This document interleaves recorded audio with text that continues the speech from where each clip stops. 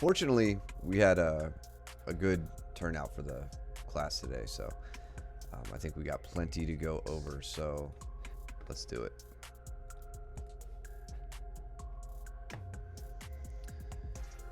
Danny drew the short straw. Cooper. What's up, Coop? Danny's got Luke first. I've got Gavin. Josh has Braden.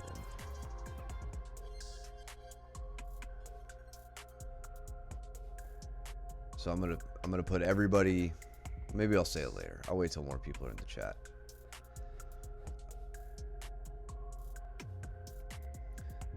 So you're gonna see Gavin and I working from a lot of close guard here. Same with Braden. Once I train with him later.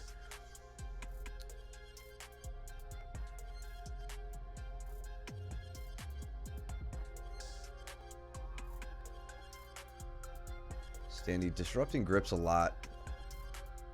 Having a hard time establishing any of his own though, which is understandable with Luke. He pulls guard or kind of gets put down. Is working butterflies. Luke's doing the right thing, or a right thing, and working into his body lock passing.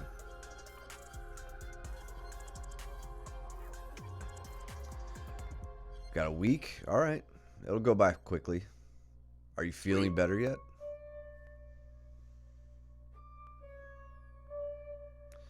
Danny trying to get in on this leg. Luke does a really good job of flaring that right knee out and making it difficult for you to get the outside leg in place. Yeah, one other thing I think Danny could do a bit better here is trying to get Luke more off balance as opposed to focusing on establishing the leg entanglement just yet. Like, he doesn't have it, right? He kind of pulls into it. Maybe he doesn't get it cleanly right away. Luke's just gonna plant his foot, get real heavy on the leg, and make things difficult. So you've got to counter that sort of, just still defense with some kazushi and some movement. Yeah, and Luke's doing. Again, the whole way that you're going to make that kazushi happen is by extending away and kind of putting your back into it, so to speak. And Luke is pulling on the head and trying to make it difficult for Danny to really extend. And every time Danny gets to a point to where he can, Luke reestablishes that collar tie, and it makes it very difficult.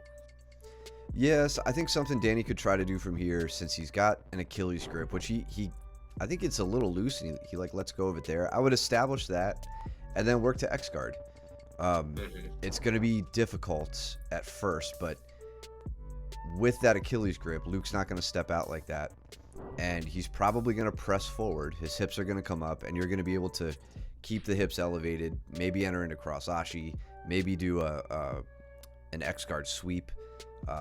So if you can't get that irimi ashi, you can then fall back to an X guard. What's up, James? Hi, Cole.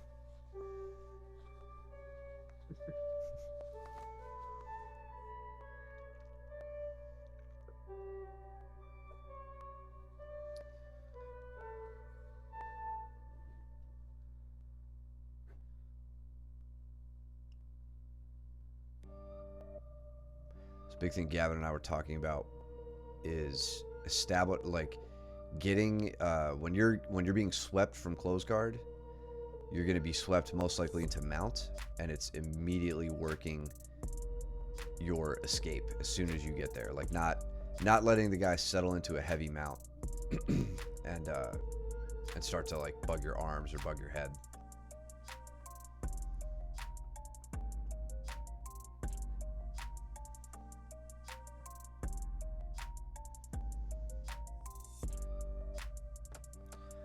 So you're straight into mount, setting up the Katagatame. And he's going to finish it probably from the mount. Oh, half guard now. That looks good and deep. Yep, yeah. He gets it. Case in point with being swept from close guard, we're looking at Gavin here. Immediately right there, he's starting to get his his frames against my hips rather than looking for anything with my arms like Upa related. He's got his forearm frame in my hip. I don't want to see that elbow going too far across my center line. Well, I don't want to see it going across my center line at all. I don't think it was there, but it's hard to tell from this angle. And then immediately shrimping his butt out, creating some space, getting his legs back in. He can clean that one up a bit, but it's the immediately when you're swept, you need to be escaping.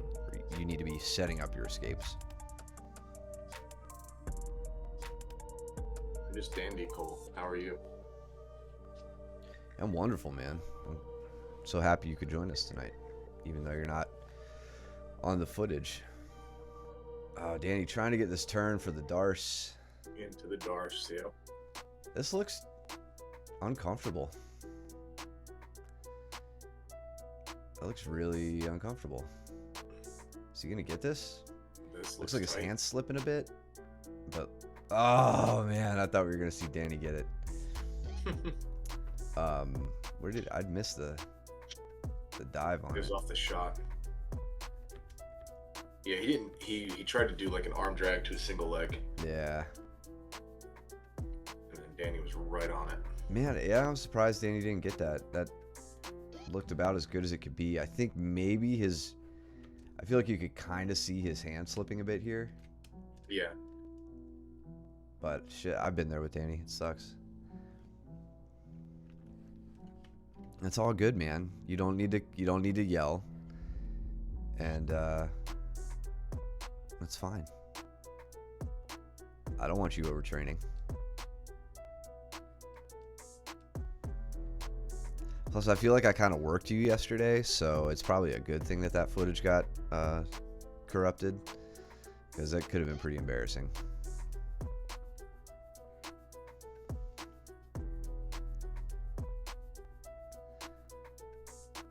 Going over standing guard breaks on the right side. Oh yeah, and then Pat and Jason joining the fray as well.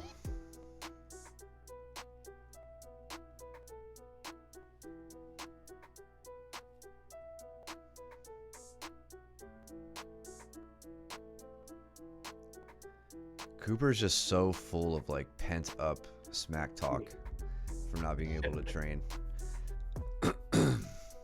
I understand. I've been there. He's gonna come in and train, and he's gonna be quiet as usual.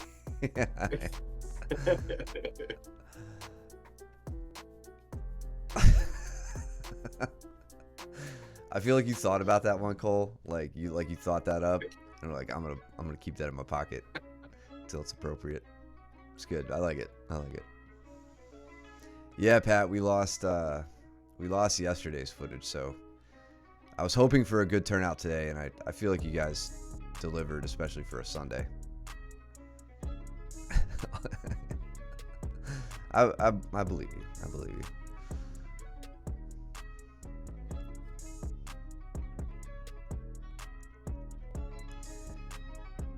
So Luke trying to come up here on the single leg. Yeah, so I think Josh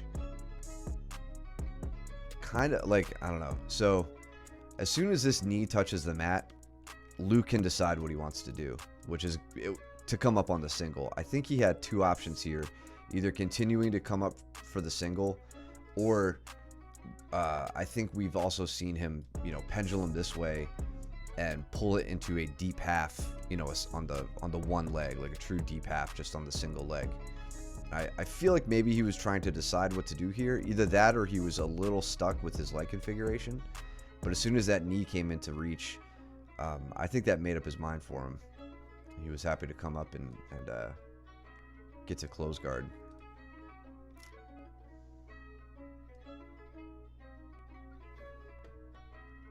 What's going on over here? Looks like Danny trying to get into cross Ashi on Gavin here. Nice. Gavin kicks that entanglement open. Trying on the guillotine. Okay. Oh man, you almost bailed out and got away. Luke is just very good at chasing people down. Like, if you're on your butt and you don't technical lift up extremely quickly, he's just gonna barrel into you and get like a double leg or whatever. What's up, Jordan? Yeah, he got on your back here. He's got this bottom side body triangle, which is supremely uncomfortable. And I imagine he's going to pummel your face. Yeah, no wrestling up with him. No standing up. Barely any wrestling up.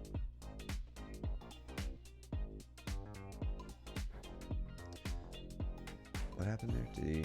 Oh, okay, you guys just rolled away.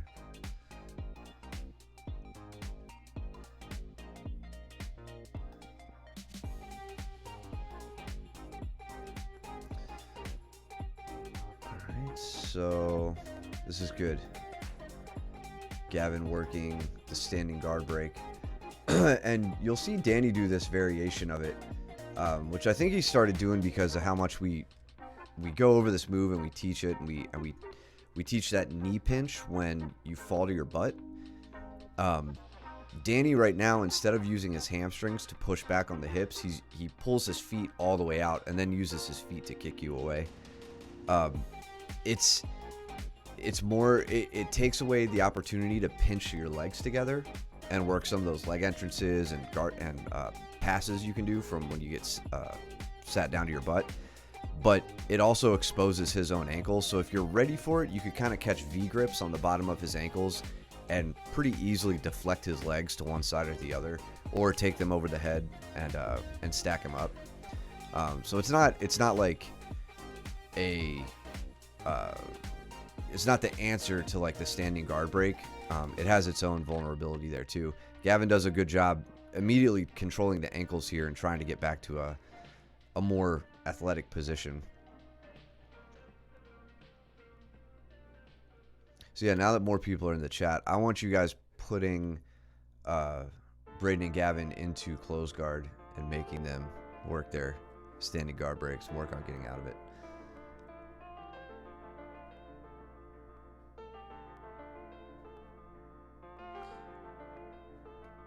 Jesus, is my you guys let me know if the stream gets all buggy again. I'm trying to... It's looking pretty grainy on my end. I don't know if I don't think my internet's going out though.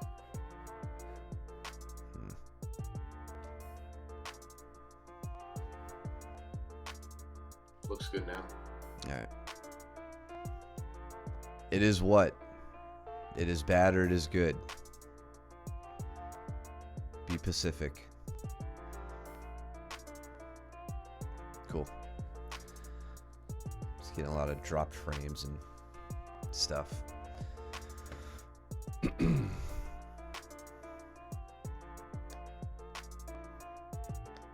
Alright, well, Coop, that's a you problem. Blake, James, they say it's good.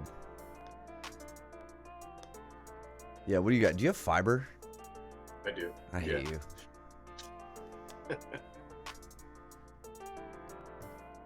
Is it Spectrum? No, it's TDS? No, Kinetic. Windstream.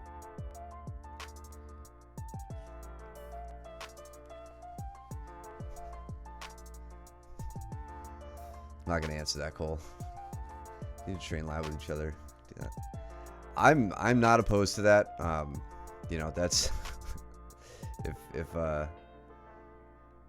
don't want to make I don't want to add to any familial turmoil. Brotherly animosity. Yeah. Yeah, no, I agree. I'm more than happy to make them train with each other. I kind of let you guys make the call on that.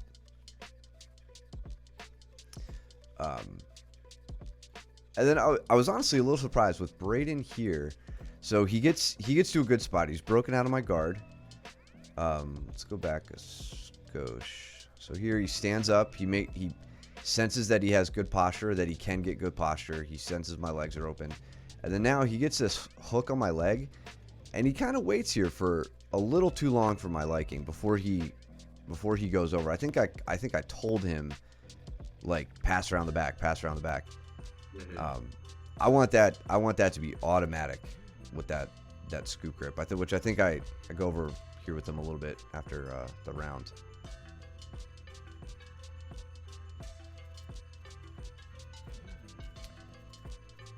During warm-ups. What's up, Pib? What's up, Pib? I mean, the two of them have just had a real bloody week with their those exploding bloody noses at the wrestling comp. All right, Pat and Mitch, Josh and I. So I think something I've been really bad at lately that I wanted to focus on with Josh especially is if I'm going to find myself in these positions, these seated positions, this bottom side half guard with or without a butterfly hook, it's really putting a focus on off balancing him, or anybody for that matter. Like a lot of you guys, I think I've let you guys get. Maybe not let you, but like I find myself just getting smashed again more and more, and like people getting really heavy and getting around my guard that way. So today was kind of an exercise in establishing some connections with Josh to keep him away as best I could. Like right here as I'm digging out that leg, I really want to get him pushed in this direction to make that leg light. And I think committing too much to the grips without putting anything up in the armpit to push this way is definitely a weakness I haven't quite made automatic in the last year or two. And you guys don't give me any freebies, so now it's just on to digging out that heel.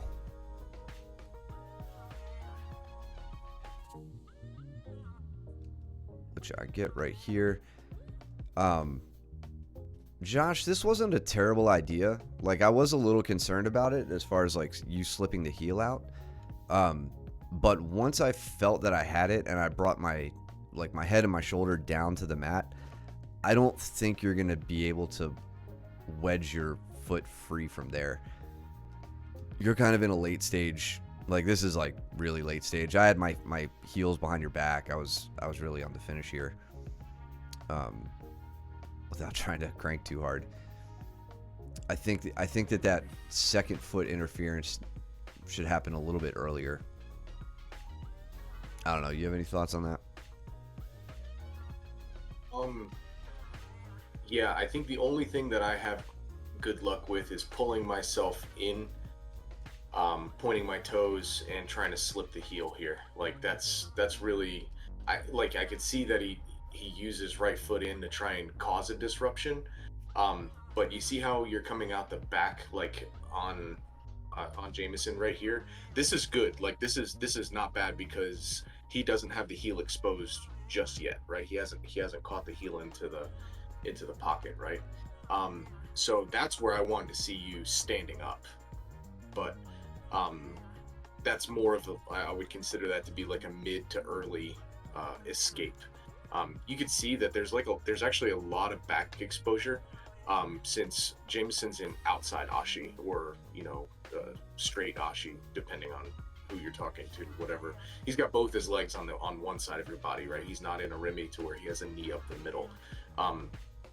So you can very easily turn him, and if you can sit up, you can actually take his back from this position. One thing I want to interject there though. Mm-hmm. You're not gonna stand if this leg is out in front of you. Exactly.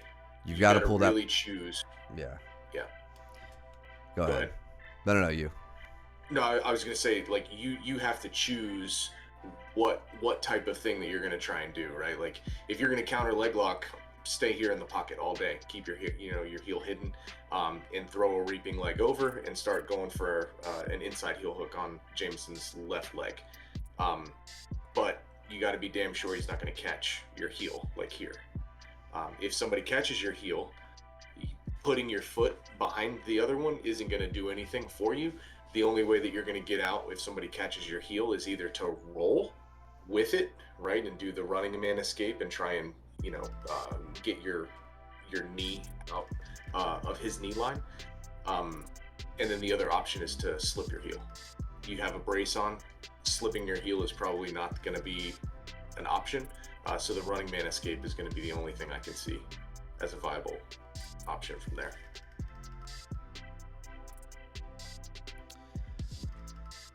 What happened with Mitchell here? Mitchell trying real hard to get the takedown. Pat goes for an Uchimata. Mitchell slips around the back. Pat squares back up to the front headlock. So Mitchell, that's not advisable. If you're gonna, if you're gonna catch with that arm, you want to do it at the waist. Like you want to bring the arm up here, rather than through the legs.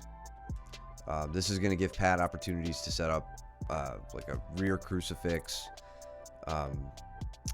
If Pat wanted to be really extra super special mean, he could do like an armbar variation with his legs, or even the legs Kimura, which is always fun to see, not fun to be in. It looks like Pat's just opting to control here, getting the arms extended, got him in that rear crucifix. Good finish. Yeah, real good, Pat.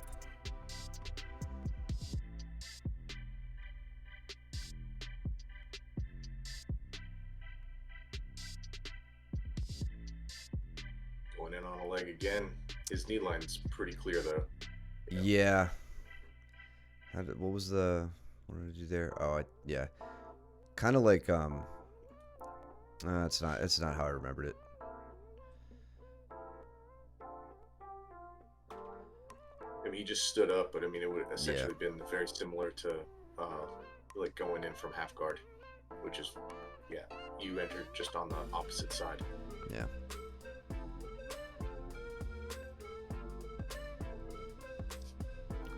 He goes in on his own leg attack here. And that's... This is a Remy. Yep. Yeah, well, I was going to say, Josh, just to kind of, as a counter example. So you're not in... Yeah, maybe this isn't the best. You are in a Rimiashi, but notice my intention here is to stand to get my leg free as opposed to like running that interference. But that's probably not a good example to show in contrast to what you were doing. I don't remember if I got any heel hooks today. Maybe with Luke.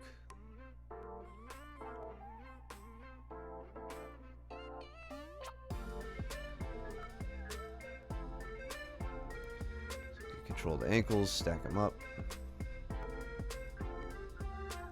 What's going on with Gavin over here?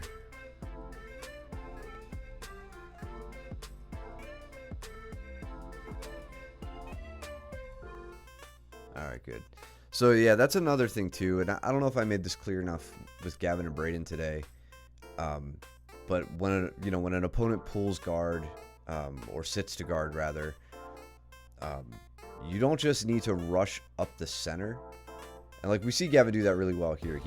He stands up, but like he's not running in straight into between Luke's legs and like settling down into accepting close guard.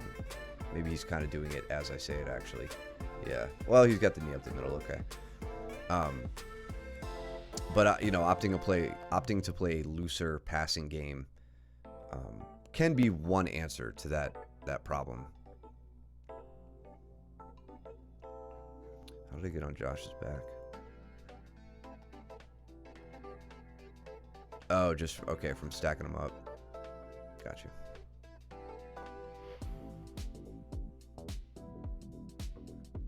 Oh, and I think this is another example of is it?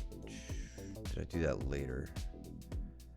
Yeah, so I don't really have Josh's back here, but I'm using this long hook across the waist to get to a spot where I can go back on the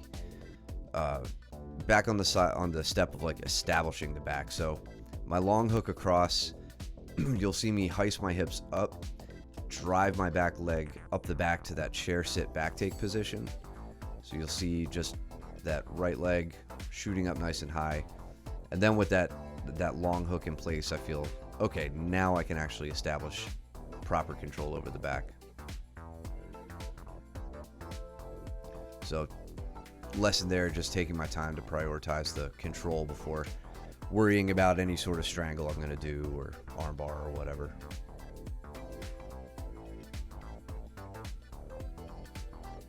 And then one other thing you guys have been doing lately, and actually Josh, you specifically, I found myself playing this dilemma with you. As I go to pull my leg up and trap your arm, you are using your in this case your right arm to push my leg back down. Let's see if I could catch the moment you do it.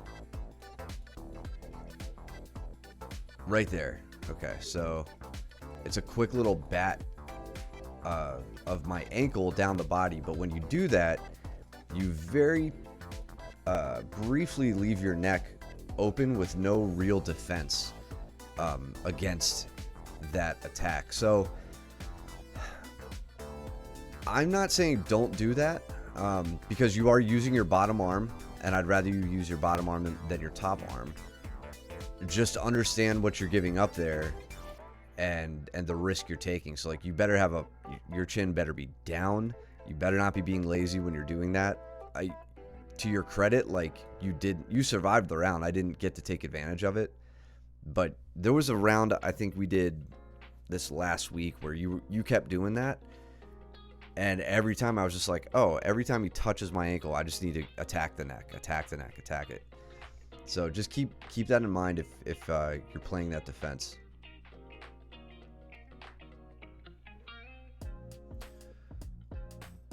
Exactly.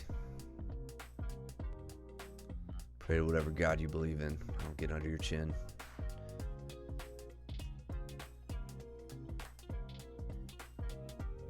Looks like you're trying to transition maybe to the arm.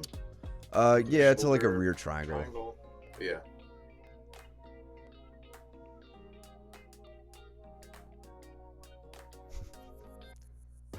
The Judeo-Christian one. God of Abraham. Alright, Mitchell and Josh. Which wants some underhooks. What was that? Arm drag from Jason. Had you moving. Yeah, oh yeah, he like... I lost all of my balance on that. Like, smacked right into the wall.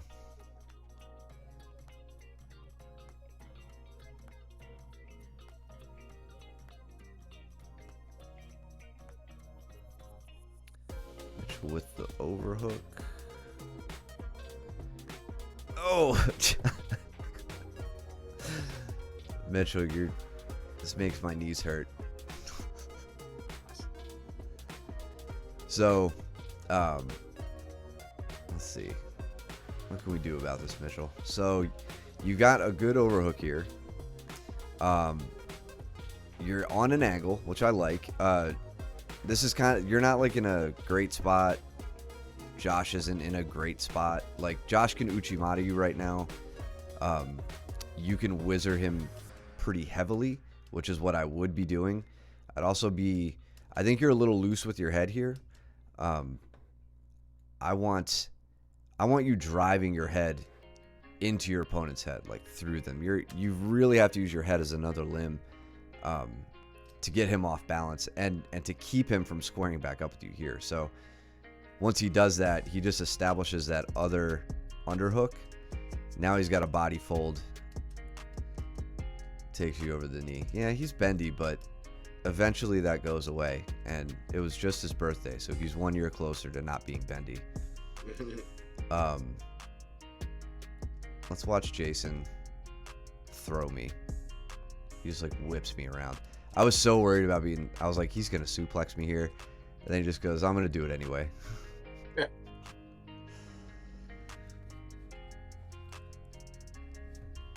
The chat would be awesome and intolerable at the same time if we could put GIFs in the chat.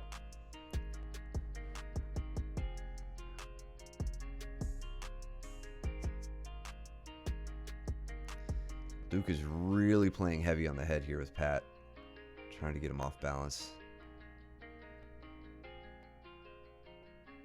I don't know if Pat's as bendy as Mitch is. Pat, you could say otherwise. Luke's going to bully him anyway. So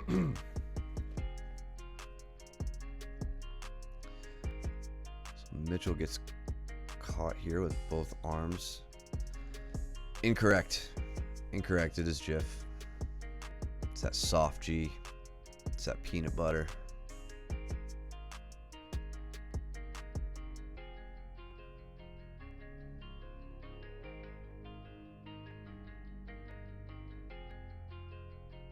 You go down for a leg? Luke Yeah. Yep, he did. Okay. shoots in low single. Low single. Good sprawl, Pat. Very nice. Right on top. That's hard to get the leg back from Luke on that low single. No, he's inverted though. On the leg.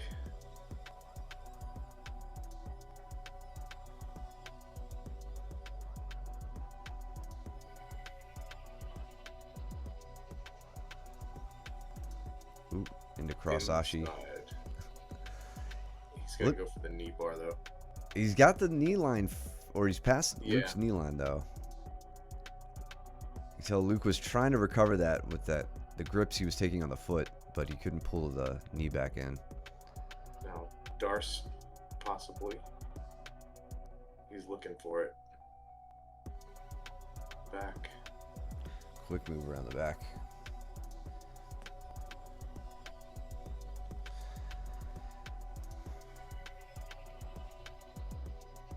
If the guy who invented the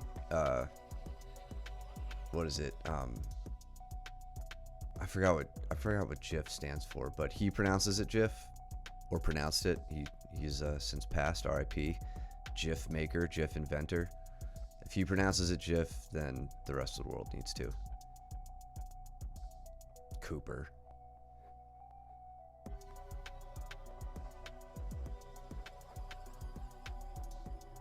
I'm all fired up over this grammatical or etymological argument. What happened with Pat? Oh, arm triangle. There we go. Second one from half guard that Luke finished today. Can't give him the satisfaction.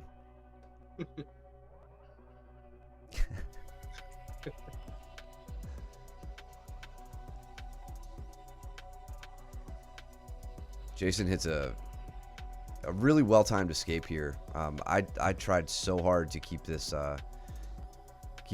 I was thinking about going to like a cross Kimura, stepping over the back, and he felt my hesitation as I was thinking about how I want to set this up. I'm like, should I go armbar? Should I go Kimura?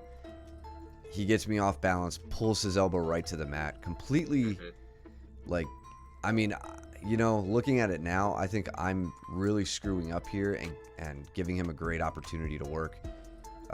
His elbow is not pinned to my chest, and he takes full advantage of it right there. Completely out. And I had to go back to the starting board, or the drawing board.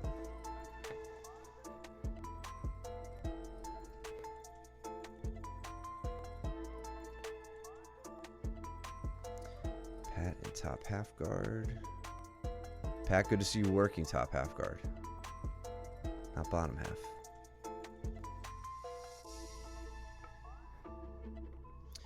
Mitchell's staying heavy on Josh. Yeah, he is. Good.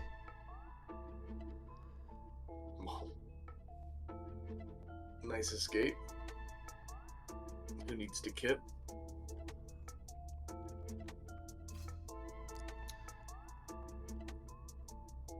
So before we go on to the next round, I think this is a better example of the back retention when all is going wrong. I don't have my legs in at all. I can't get my bottom hook in. Jason is playing very tight on the top side with his knee and elbow. Real smart work. So I make sure my grip up top is sound. I scoop my hips back and away, and I come up to a kneeling position. I think I even go to standing here to step in and around that way, and then go back on the attack with establishing my hooks. Did a sloppy job with it, only getting the one at first. If you do it clean, you can get both fairly easily. Things don't always go that way, though.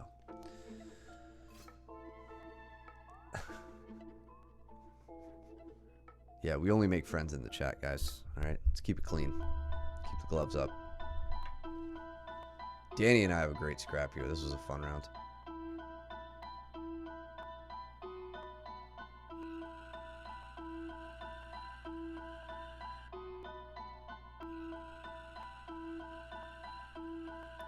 Foot sweeping and off balance. And I felt like immediately Danny was trying to create space and stand, and I just crowd, hand to the shoulder, pushing him back, keeping his head behind his hips. Settle into a 3/4 mount.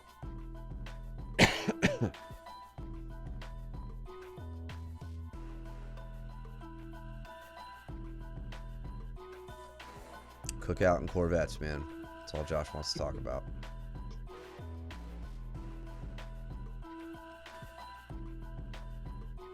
He hasn't brought up the Corvette in a while. Yeah, I guess he didn't get it. It's kind of embarrassing.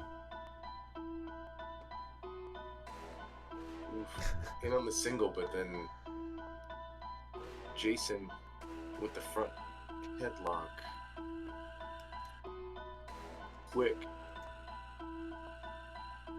Yeah, Jason, good to get up on top. Good counter guillotine. Mm-hmm.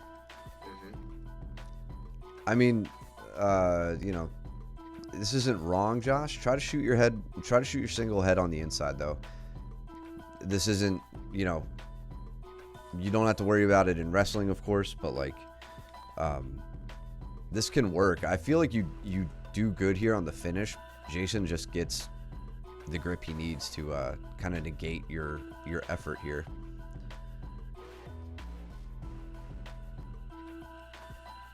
Danny and I were dogfighting through this. A friendly takedown from Joe. Mm-hmm. Let's see that again. That's good, dude. Joe, I bet if Joe wants to Uchimata you, he could just send you. If he gets that, like the hamstring all the way up into your hip, you're going for a ride.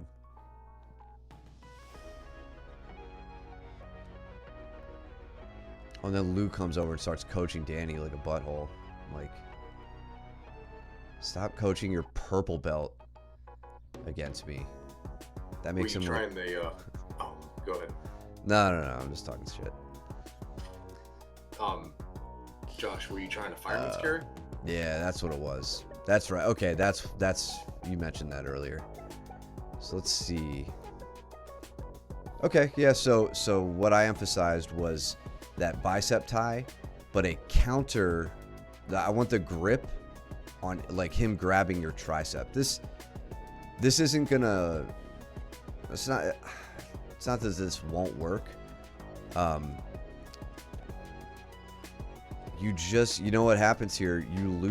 You transition to a single. Like, you lose your grip on the tricep. That grip on the arm has to stay there for the fireman's carry. Right here, grip's gone, and you've basically moved to like a high crotch. So that's where that went wrong. If you keep that grip, and remember, think about the other double leg entry you can do, where you have bicep ties and you pull them towards you as you lower yourself, change your level, pull and change. Do the same thing here. You can collar tie, slip the collar tie, pull them over you as you level change, and then shoot to your grip on the leg. I hope that helps. Yeah, it's necessary. You need that grip on the arm to complete the fireman's carry.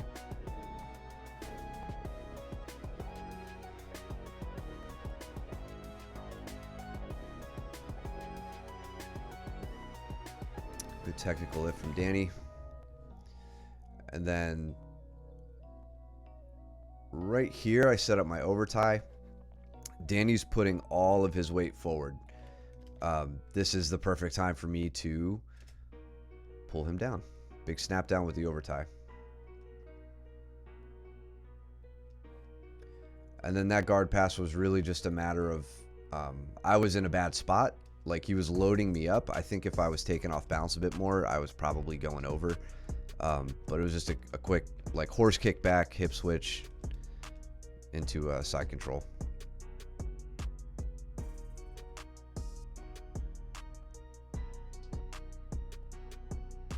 And now we're just trying to control each other via headlock, mutual headlocks. And I, for once, got the best of that exchange against him.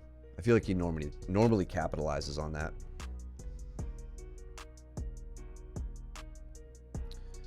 Joe with the chair sit back take. Very nice.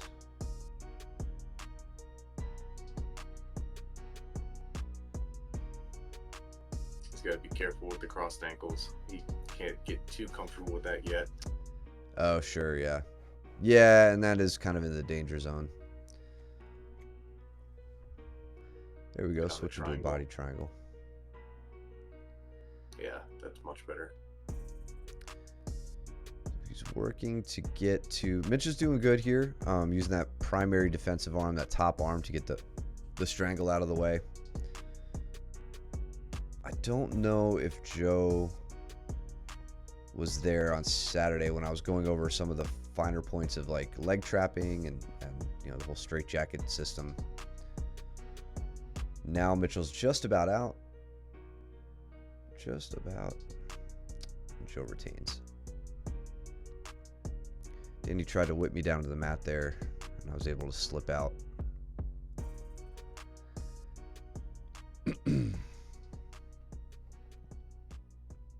This is definitely a dangerous spot for me to be against Danny. I think all of us know that by now. You see, I'm not playing that tight waist game that I like to play against other people, because he uses that so well in setting up a Darce. So if my top arm comes through here and hugs him over the back, if I go up middle of his back, he's gonna Darce me, and I'm not gonna escape.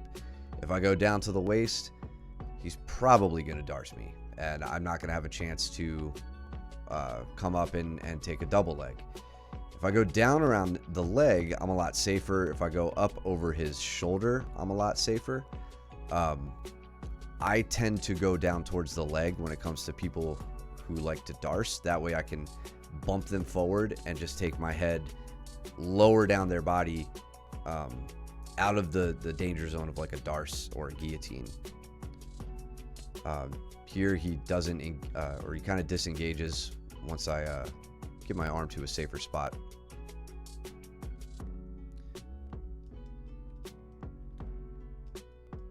Go by Darcy. That would be the perfect. Why don't we just start calling him Darcy now? I see no reason not to. There I was. I was getting real tired of standing with Danny because we were just kind of slapping at each other. So as this scramble happens, and I see him getting ready to get up, just give him a real hard shove down. Like, no, we're not doing that. What's up, Laser?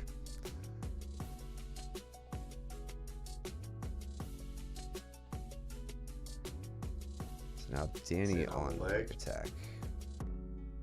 And that was, if I recall, that was kind of dangerous here as he switches into trying to like attack this heel hook. I mean, he's got my heel. It's not in a bad spot. Like, he's got it right along the forearm, not in the crook of his elbow where I could easily slip it.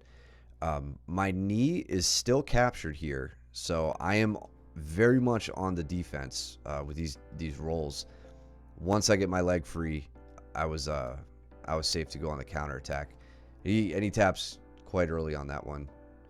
And Josh, that was the running man escape that Matt just did. If you didn't know, that's what I was talking about earlier. That's the one option that you really have here. You see that he can't. Once Danny exposes the heel, you'll see Matt immediately abandon that right foot that's coming in to try and shore that up, right? So right here, Danny exposed the heel. Matt's like, nope, I can't use that right foot anymore. And so that's when you use that. Yeah, good call. Foot comes to the butt, or not really. I guess I slipped the heel in that roll. If he had my, I'm sorry, I slipped my knee. If he had my knee a bit more captured, I'd put my foot to the butt, and then that's where you're gonna see, like, taking off on the tracks. And then yeah, here I'll slip my right leg back to the inside position to get a double inside position. Right there, I pull my knee underneath his, set up in a Rimiyashi. He's turning away from me now, so I have heel exposure. And he's like, he told me later, he was like, when you slipped in, he's like, I didn't want to fight it. I was too tired. Doing good, Laser. How you doing, bro? Happy Sunday. Thank you for spending it with us. Yeah, daylight savings time too.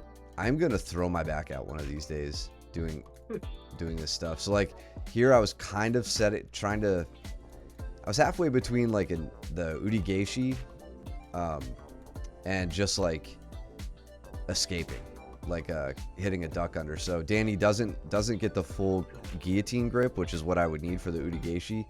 And then I turn in the direction of it.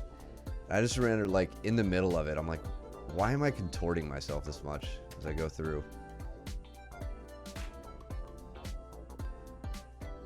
Only to have him come back and hang all of his weight on my neck.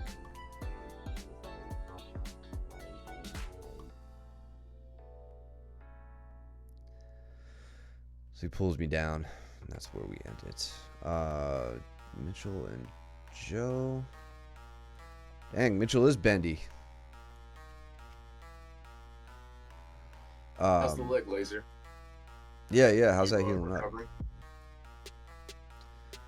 So for Joe, I don't know if Joe watches this or not, but some pointers I would give him on this Americana. This isn't ineffective. This is just not attacking the shoulder as best as you could. And in fact, maybe he gets a wrist lock here. Hard to say. Not sure what Mitchell tapped to, but that wrist is against the ground. Typically when you do an Americana, you want the arm, let's see if we could catch it in the right spots. You want the arm along the mat, just like this. If we keep our opponent's arm in the same plane that his back is on, that's where we can attack the shoulder really well. And we do it by setting up that figure four grip and then taking the elbow down towards the hip. As we do that, we raise the elbow, his elbow, off the mat. We keep the hand to the mat, but we raise the elbow. That's what's going to put the most torque on the shoulder, and you can do that in a pretty small, like in a pretty limited space. Like you shouldn't need to move the arm too much. If you're attacking an Americana and the arm's moving all over the place, you could take that as a sign that you just need to work on the finishing mechanics a little bit more. So we're showing up to drill, slight rolling. Excellent. I'm glad to hear that. Nice. Know the feeling.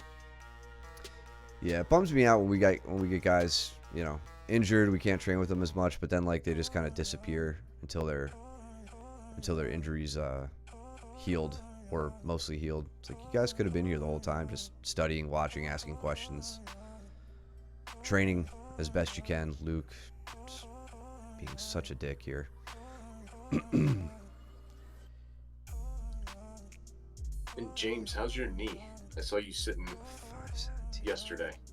I don't know if you're still on.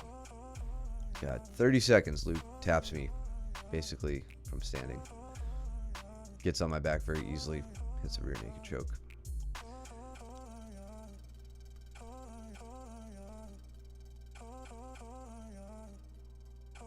That's right. It's a good name for it. Did it happen during sparring, or like when did it? I guess, or was it bothering you beforehand? You just got agitated. I guess was it like yeah, it probably did happen during training, but Was it like catastrophic, like, oh shit, something popped, or just constant stress? This was really frustrating. Sat to a good cross ashi with a back step, pushing Luke's head away, so he couldn't sit up quickly as I established this. And he did a really good job at disrupting everything here. Almost basically hitting a can opener on me, but doing just enough to make it annoying and not enough to be a can opener. And then that extension of my foot, of my foot right here. Watch his right hand go to my left foot, and he starts extending it essentially the same as an Achilles grip, where he's only attacking the top side of my foot, stretching out all those ligaments and tendons. So it was like, all right, I need to bail and get his hand off my foot. Maybe I can recover, but I think he did enough there to completely disrupt my leg entanglement and then go to work. Now I'm on that odd straight ankle setup. I should have held it there. He's slipping the knee. So annoying. I felt good about that. I think he's trying to come around to the back. Okay. He was trying to like almost berimbolo. Yeah. So you've got Joe here in a leg lace. Yeah, I didn't go for a heel hook, so I did the Texas cloverleaf. Let's see what you got there. Do you get there from the looks like a false reap sitch? Yeah. Yeah, I was playing with my knee across, and then I wound up found his leg, and then from here I was able to sneak my leg in for the false reap. Yeah, and you're way up, way inverted on your neck. Yep. Good spot to enter it. Get your hips nice and close. Yeah. And I focused on the secondary leg. Like I said, I didn't want to inside heel hook him. I didn't know how he would react to it. Yeah. And so I really go to town, and he put up quite the struggle on that secondary leg. But once I got it, I just leg laced and then hipped in gently. Yeah. You can never tell whether somebody's just got their balls crunched up or yeah, why they're tapping actual that knee pressure. Yeah. Pat looking good on the scramble here. So Josh, damn Pat. Ooh. He did that same thing to me. Like he came in on such a good Uchimata last week. Didn't get it, but had a really good entrance to it. I feel like you're set to break through on that move, man. Let's look at it real quick. So, I mean, you've got Josh so well off balance here. The only thing I would add to this, Pat, to try, bring your head down. Like, reason being, you have good elevation. Like, we see Josh's leg coming up, or I'm sorry, I guess that's probably your leg coming up. The way to get it up higher is to bring your head down lower. Like, you just send yourself to the mat. Almost think about, like, obviously I don't want you breaking your connection to the mat, but like think about like you're gonna do a front flip, like off one foot. That's kind of the intention of this move, to really like load up the hips and get your opponent moving. I feel like you've got the entrance down really well. You work from, so you go collar tie here and then pummel in on the underhook. Is that what you do? Okay, no, so you go for the overhook. Yeah. Yeah, he's over the neck. That's fine.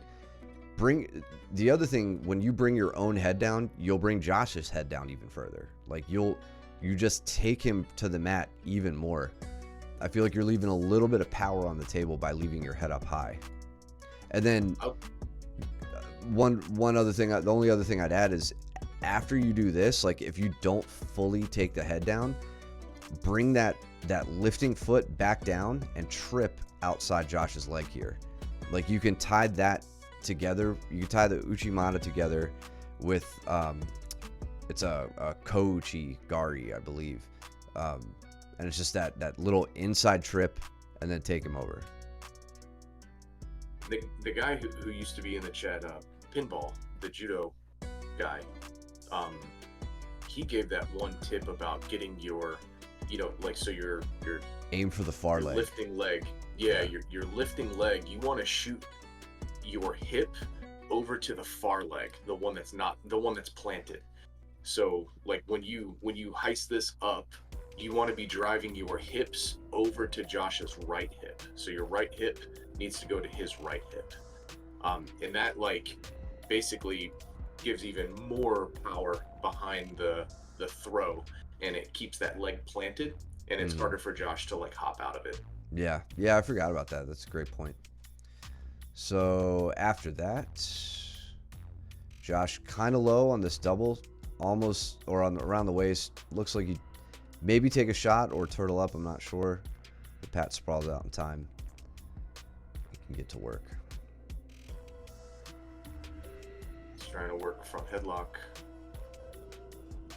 Pat, next time I see you, just remind me of that, and we could drill down on it a bit. But I think you've got that. I just want to see you launch somebody, even if it's me. Like that, the one you did to me last week, and then seeing that on camera now. I want to see you nail that.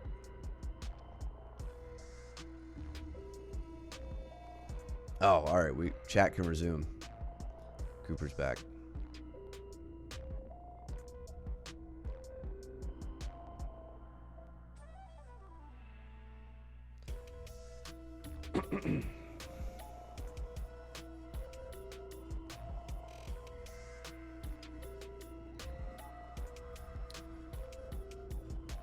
Doing my own close guard work against Luke. By work, I mean not really doing anything.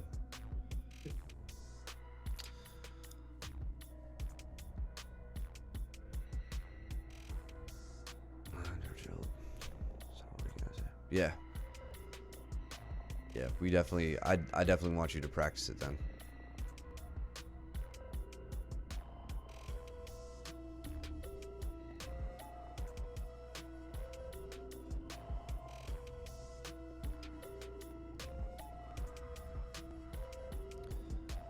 So Luke into his own.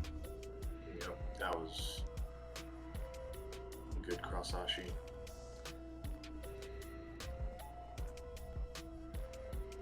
So he just spins all the way around my body and then steps back over and slides that leg in. That was interesting. I don't know if I realized in the moment what he did there. He was trying to do the same thing to me later. Oh, really? I felt like, yeah, he was really looking for that scoop grip on the thigh, and then he was going to send in the top leg. Yeah. So he breaks out a closed guard. Walks all the way around and then says, never mind. Goes back, scoops the leg, and now he's in on it. Attacks the far leg really well. And then as soon as he, like, look at this is all happening very quickly, but like you could see right there, he's got my secondary leg. He's straightening my foot out, so he's got me in this Achilles lock. I go to address it. I slip the heel, but my legs are no longer protecting each other. So he switches grips. You could barely see it. But his right hand is grabbing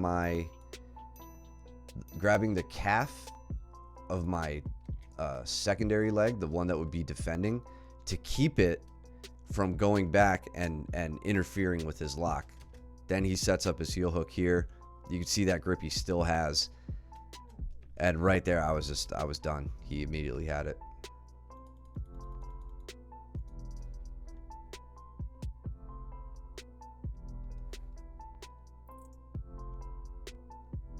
And he wouldn't let me step to the pass I like to do when he's in like that seated kind of pseudo. It's not really half guard since we're not down. And then right here, I ask him about this at the end of this round. So this grip, this is the grip we've seen mostly from, I want to say, outside Ashi, where we take the leg. So if Luke was seated on his butt right now and I had him in outside Ashi and he splits my legs and sits over my hip, the same like, 101 defense we always go over.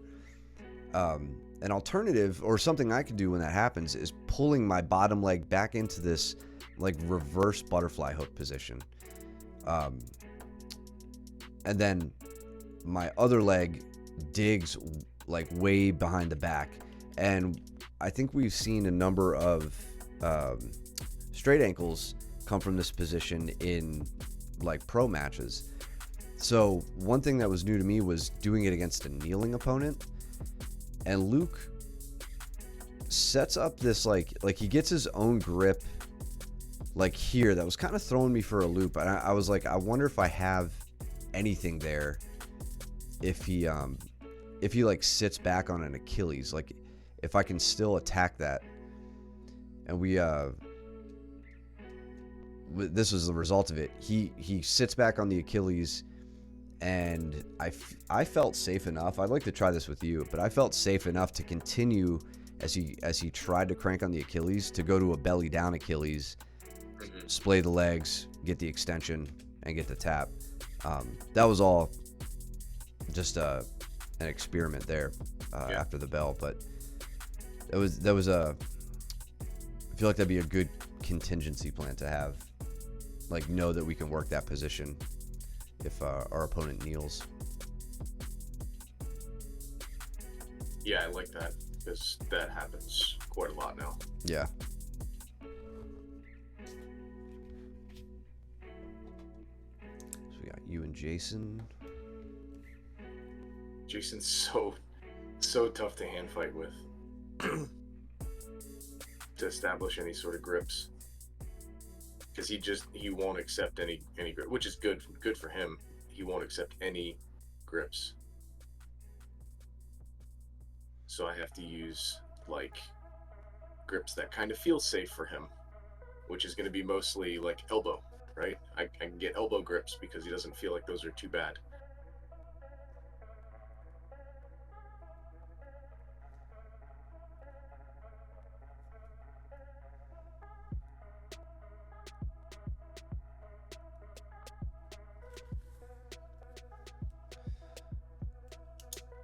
Classic flower sweep on Mitchell there. So just notice Luke likes to do this against standing guard breaks.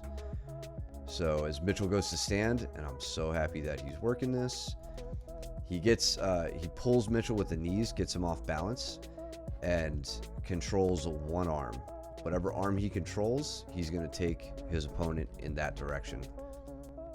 So here he scoops in on the leg. This is like probably more, yeah, it's more of a pendulum sweep.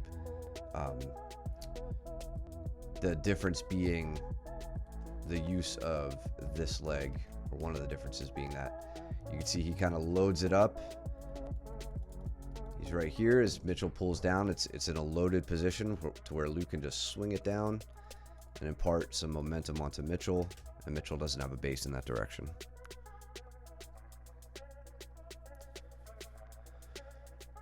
That's why with Gavin and Braden, I was telling them, and with all of you, if you go to do standing guard breaks and you feel that you can't stand to an upright posture, just go back down into closed guard. If assuming he has it open as guard, just go back to your knees, hang out in closed guard until you can reestablish your own grips that allow you to stand to an upright position. You don't do standing guard breaks bent over, hinged at the hips, anything like that. You're looking for a little like Choi bar situation here, it looks like. I am, and then I go straight into the shoulder crunch and then the Udigatame from here. I had a hell of a time trying to get his arm out from his hip. Yeah. He clearly was not wanting to give that to me, but it took all of that hand fighting to shoot an underhook on him. And once I got the underhook, I felt pretty confident here. Yeah, that looked good, man. Yeah, you were at it for a minute. Yeah, I'm trying to go for arm drags, like I'm trying to scoop the elbows and everything. But right there is where I'm like, success. Yeah, As soon as I get here, I was pretty solid that I could at least get a reversal out of it. If and of course, at best, I was going to get a submission. I really like this. Like this 2-on-1 on the arm. Work the arm drag, and if they rip out of it, because like if that arm drag works, you have the back. Awesome. Yep. If it doesn't and he rips out of it, which he does, you immediately establish an underhook. Like that's Yep. you couldn't really ask for a better hand fighting dilemma. Yeah, I like that one a lot. I've been relying so heavily on, I shouldn't say relying, I'm using 2-on-1 grips, either like standard armbar grip, wrist to elbow, or even just double wrist grip, against you guys when you're looking to body lock past me or play in those positions, and it's so helpful in shutting that down so early. But this situation you're using it in is really awesome. I like that.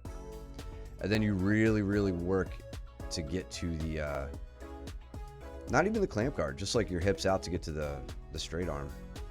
Yeah, the straight arm for me sometimes it's really tough because I knew that at that point Jason he knew that he was in trouble. So I didn't want him to go straight to his back because I wind up losing the armbar because like there's that little bit of slack that happens. Like if the arm hits the mat too hard or whatever, he can sometimes limp arm out of it. Mm-hmm. So I wanted to be nice and easy and create like as much extension from the on the arm as I possibly could. Yeah. So I was using my feet to keep away.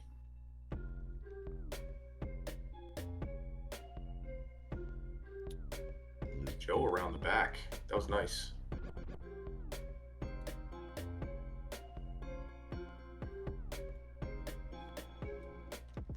Yeah, Oh, nice. Oh yeah. Kind of goes arm drag trip there. he does. Yep. And then it shoots right around. That was really nice. Yeah.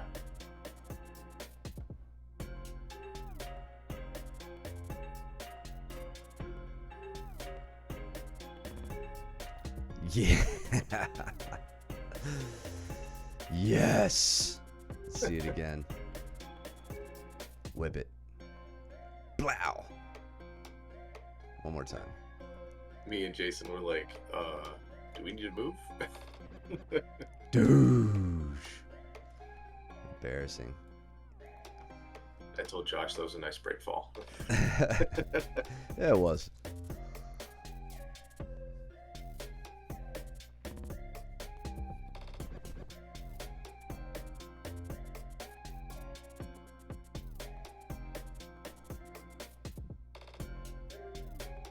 Oh man, I feel like you're about to send Jason there, but he moved Yeah. himself just in time. He did.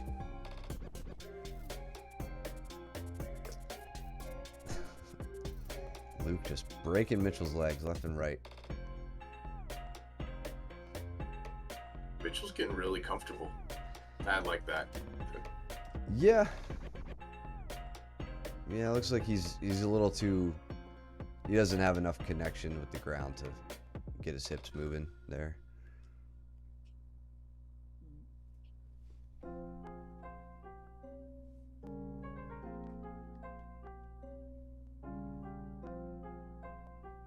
How did Joe and Josh end here? 18. Okay, so But how? Joe sits to Kesa Oh, jeez. and just basically turns right into it. Yeah. Yeah, so he keeps his head down here as he tries to transition back to side control. Yeah, just kind of white belt mistakes, I'd say. And then with the arm in guillotine too. Nice, Josh. And the sportsmanship, giving him his headband back.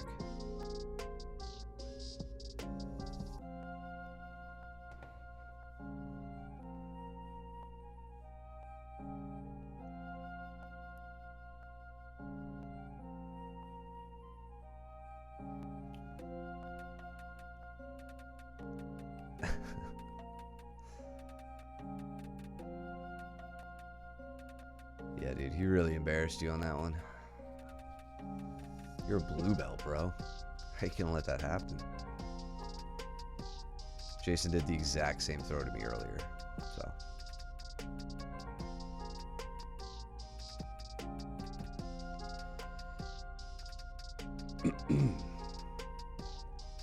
Something just to be watchful of here, though. Not that I want you to do anything to Joe, but look at Joe's posture. He's a little hunched over. He's looking at the ground a lot. This is where, you know, collar ties and snap downs really, really work well.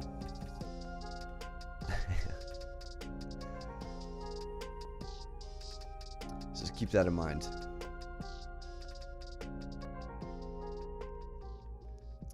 Gavin fighting hard for this chair sit back take on Pat. I was watching from the corner. I think he hit one or two of those during that roll. Good stuff.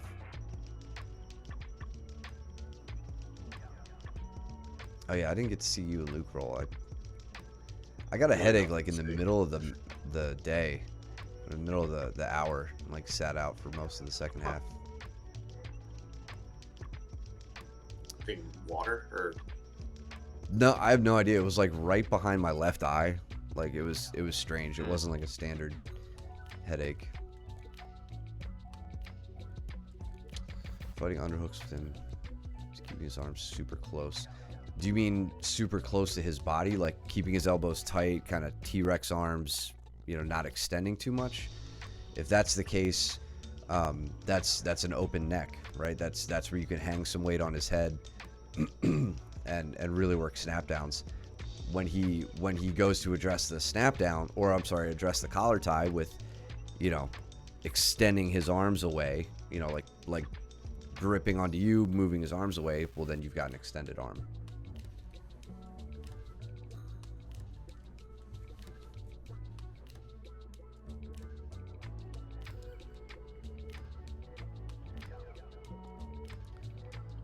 So did Luke take your lunch money this round? Yeah. I had one offensive. Again, it was a shoulder crunch on his good shoulder. Ah. And then Well, there's your mistake. Yeah. Attack the bad shoulder, man. Yeah, then for the rest of it, I think he gets me with a rear naked with a short choke. Nice. Here shortly. Gavin did a good job here as I tried to take mount with the step over. Immediate elbow knee connection. You miss it for like right here as I'm going. He already has a good frame set up to prevent me from settling into mount. That's exactly what I want him to be working on.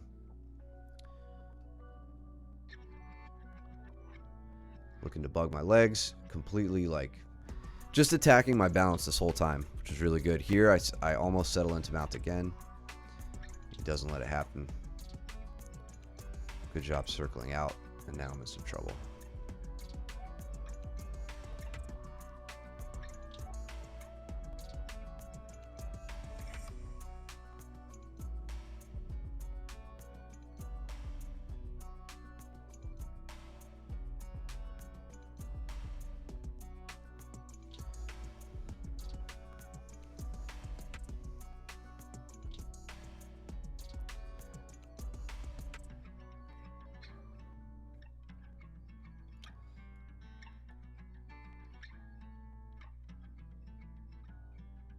Oh yeah, I was taking him through the shoulder crunch sweep here. So he gets this underhook, and I'm like, gather my head. Maybe you should go over that with them. I know that's definitely one of your bread and butter moves. Because I think they find themselves in that position, and I think they could really benefit from that. You want your drink of milk right now, or is it just me? I got a big ass glass of milk. Definitely the best comment of the night. Yeah. Dude, I don't know. All right. I feel like I've had this debate with people like more in the last year, but adults drinking milk, like Some people think it's really weird, and some people are like, screw you, I like milk. I drink like 2 gallons of milk a week myself. Really? Dude, I drink so much whole milk. Like, I need all the calories I can get. Like, I've talked to people who are like, oh my God, drinking milk when you're an adult is so weird. Like, I'm not ordering it out to dinner, like, with a steak. Like, I drink it at home and, like, with protein shakes or just, like, with dinner here. But, like, I don't know. I find it hilarious how opinionated people are about that. Laser, you might be the only one drinking milk right now, but I don't really hold an opinion on it. What's everybody else think? Go mad. Hell yeah, man. I can't say I order it. You've got me on that one, but enough with the milk for a second. To look at this really picture perfect triangle that Gavin hits me with here. So he was ready for this triangle the second I started to come up, which makes me extremely happy. So pummel for my underhook. Control on the wrist. Yeah, watch this. Yeah. Ready. There. Right here. Blocks my arm. And gets me, not just throws the leg up over the shoulder, but gets me off balance in this direction. That gets him to a better angle. Remember, he needs to dig under the leg, under my left leg, which he's already almost doing. So he gets a really good angle. He's grabbing his shin. Here he crosses his ankles. It looks like, yeah, there he goes. That's what I want. Very nice. He starts to dig on it and gets a great angle. His hips are up too. This is something that you don't like. You see it from people who do triangles often, but people who have shitty triangles are often like, oh, I'm squeezing my knees together, I'm doing like all the finishing mechanics. It's like, dude, you have to have your hips like engaged in the triangle. Right. And Gavin's hips are up off the mat, right? He's pretty much just shoulders or upper back on the mat. Yeah, he's digging his heels into me, which is pulling his hips up. It was super tight, really, really well done. I was very proud of that. Where are we at on the milk situation? Dude, it's got to be cold. Plain is fine, but chocolate's rad too. Blake, you're wrong. Almond milk is not better. I like almond butter, or almond milk and almond butter. I'm totally an almond person. Milk is a dairy product, and almonds don't have the appropriate glands for that, so you're both wrong. And I'm sticking to that. It's Jif, and almond milk isn't milk. Doesn't mean it's not good. You're wrong 2 times. Damn. I'm right. When it happened. Oat milk's not bad. Dude, there's just something. Never had it. There's just something satisfying about like a cold glass of whole milk, man. It does have its time and place. Warm milk and chocolate is a thing. Yes. Hot chocolate. True. Grow up, Josh. Yeah, that. I agree, Laser. It is a little too expensive. Yeah, I checked. Because we don't have regular milk in our house. We just use almond milk because it stays for longer, and we don't drink enough. So yeah, that's why I switched. Actually, I drink it like way too much. You do whole milk, like pure vitamin D. Whole milk, baby. No opinions on the Jif debate. Blake coming in hot with her own opinions, except on the Jif debate.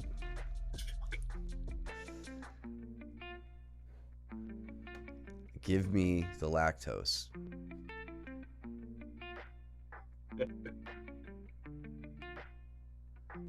Dude, lactose. Yeah, okay. You want to get wild, man? Go find yourself a farm that will sell you raw milk, unpasteurized, unhomogenized milk. Drink it at your own risk. That's pretty dope that's too. Good. That's like the tastiest milk I've ever had. Absolutely. Did we miss anything important here? I mean, besides Gavin smashing me more, you were happy to talk about anything, but you're around with Luke, I think. I am, yeah. I did one thing that was kind of clever, and it was what I just did. I sat back on a leg, and I had no intentions on going into. I mean, like if he let me get the leg, cool, whatever. Um, but I knew he wasn't. I actually used it in order to pace back up and get his knee shield down. Yeah. So A little bit of tactical work here right at the end. yeah, because his knee shield is really tough to defend against. You hit a 10 finger on Danny. After you said, let's roll lightly. And it looks like that's... Yeah. Yeah, Blake, it's not the safest choice. The first time I ever bought raw milk, it was when I was in Florida, back when I lived in Florida, and I went to the co-op that I would buy produce from, and they were selling it, and there's a label on it, on every mason jar that says for pet consumption only. Yeah. And that was their way around selling it to people. Totally. Yeah. Everybody does that. Yeah. Yeah, a lot of the farms around here will do the same. Armin 10 finger guillotine, I would just say is an Armin guillotine then. 10 fingers its own special animal. Let's see, we got Pat and you. Smashing me the whole time. Research purposes only. Yeah, got to sign a waiver to drink this milk.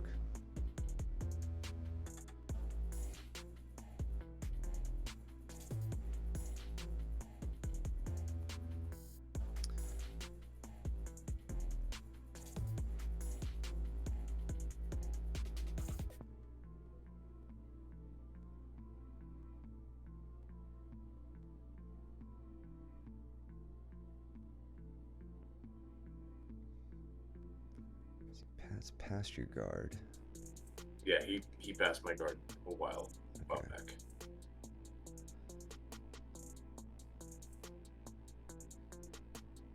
Yeah. No So points though. Yeah, we were playing. I changed it up. I told him midway through. He was like, "Oh, I just got points." I was like, "No, we're playing ADCC rules. You got 3 minutes till points." nice. Solid loophole. Yeah. So your Braden is in Danny's close guard. We do open mat. Actually, anytime we train, like anytime we do class, we do an hour after every fundamental class. Yeah. For open mats. Yeah. So Monday, Tuesday, Thursday, Friday, Saturday, Sunday. We have every day but Wednesday. We have an adult open mat. I just want to point out here. I don't know if the walkers are watching right now, but there's also, in all this talk about like close guard and how to deal with it, there is a touch here that you can develop, knowing when the guard is opened and disengaging that way, which you'll often see Luke doing. Luke does it extremely well. He has guard breaks; they work. But sometimes, when we switch, if I switch to like an open guard, let's say like, I think it classifies as like K guard. And if you don't know what that is, it's fine. It's just an open guard. You're on your hip. But when he notices that, or when I open my legs and I'm maybe working arm drags to set up for taking the back, he'll get his hands right to my hip, extend backwards so that I can't relock my ankles, and stand up at his leisure and get to work from there. And that's something I feel like Braden could do right now with Danny. Danny's trying to work. Braden takes a little hop out here and Danny recovers. But he had some time there where he could disengage and get out of the guard very, very easily with like no real energy expenditure. So something to keep in mind when you're fighting against somebody who likes to play close guard. They have to open their guard at some point to go on an attack, whether it's what Danny's doing with going up to a triangle, now to an armbar, or digging into legs and all that stuff.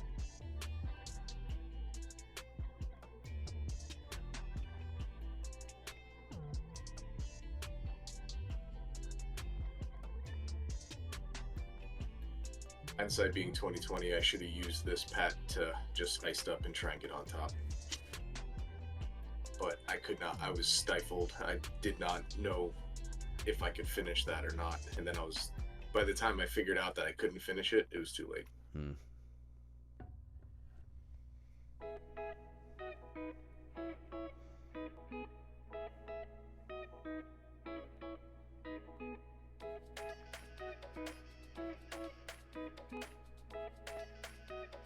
Danny's being mean with these triangles.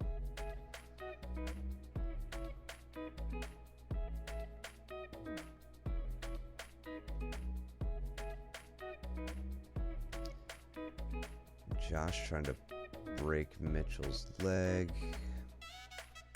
All right, so the two guys who threw me and Josh getting after it here. Jason with a nice takedown. Over here on the side. So he's got going for like a sacrifice, a lateral here. This is not the cleanest execution, and I think it's due to Joe's resistance here. So maybe I could blame this on Jason. I'd like to see Jason turning to the left more as he falls. He kind of falls straight to his butt, and that rolls him to his back. The only thing that saved this for him was elevating Joe's legs, getting his feet off the ground. He can then hit a turn and go over. I think if he fell more towards this position initially, could have been a little bit cleaner. Whatever he gets it, which is what matters. But something to keep in mind. Mitchell's a little ticklish. How'd you find that out, Josh? Is that how you got his feet uncrossed? Just tickle his feet?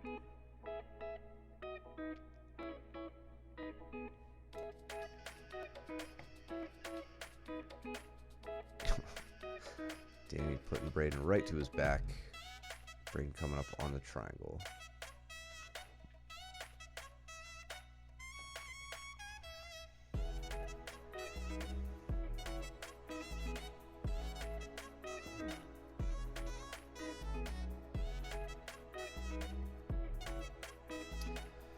Something I'd like to work out of Mitchell is he has a very upright stance in very close quarters.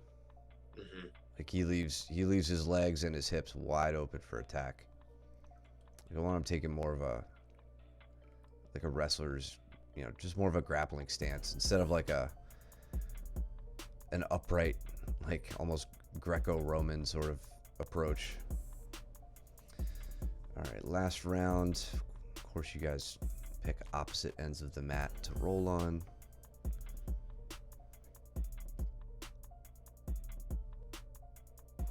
Yeah, Mitch wanted to smash you this round. Yeah.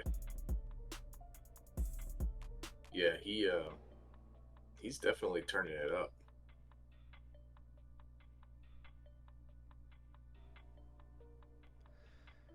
All right, so Pat, I know it's the end of the round or the end of the open mat, so I anticipate some fatigue here. It looks like you're holding on with that lockdown like you like to do.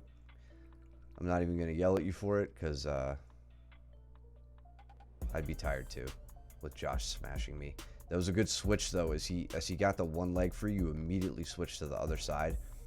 And I feel like you're using this to relieve some of that forward shoulder pressure to your face, which is perfectly reasonable. I want to be on bottom this round. That's fine, man. After an hour of training, I don't fault you for that.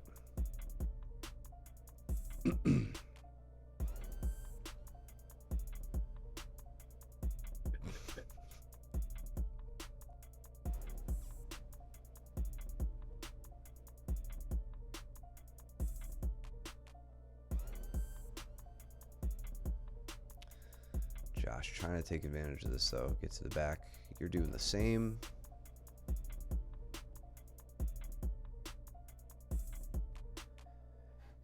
I don't know what you're doing here, Josh. I can't see what's going on with the hand fighting.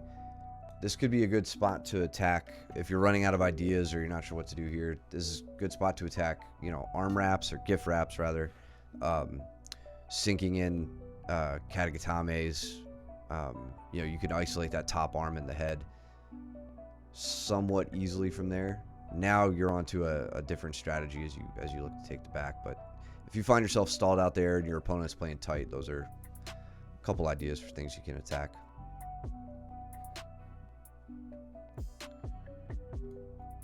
With you two. So I had double unders on him, and he would not let me get my arms out for a strangle arm. Oh. At all. He like kept grabbing my wrists. He was like grabbing my hands and my wrists every time I was trying to extract them. And then he would like throw his elbows down and just like block me from taking my arms out. So I was like, this kind of sucks. Yeah. And I went to go take him out, and he had a really interesting grip, so I had to put him down kind of almost like with I guess it would be like a cow catcher. I don't know.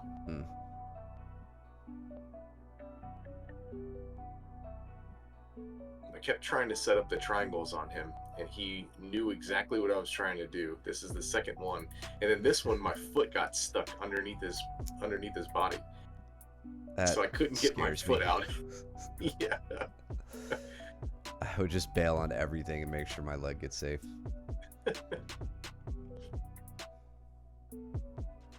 Nice bridge.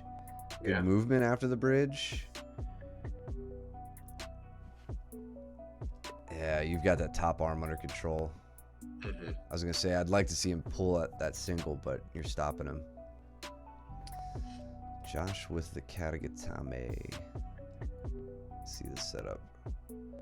Okay, so this is from Pat getting free from the back, but leaving that arm in a dangerous spot. That's how I lost my very first match in competition.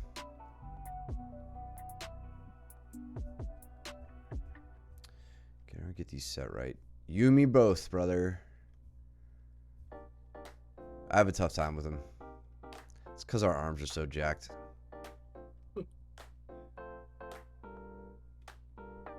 Danny gets him, no problem. Gavin and Braden, no problem. Skinny little arms.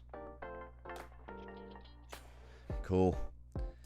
Good stuff. It was a good day. Yeah. Or shot. Yeah, one or the other. Yeah, thanks a lot, guys, for coming out in force on a Sunday. Not normally one of our more active open mats, so it was cool to see all you guys out there putting in some work today. Hopefully we got the, I don't know, every once in a while an SD card gets corrupted, so hopefully we don't lose other great footage too frequently, but yeah, so cool. I think we're moving on to our second week of back next week, so look forward to that.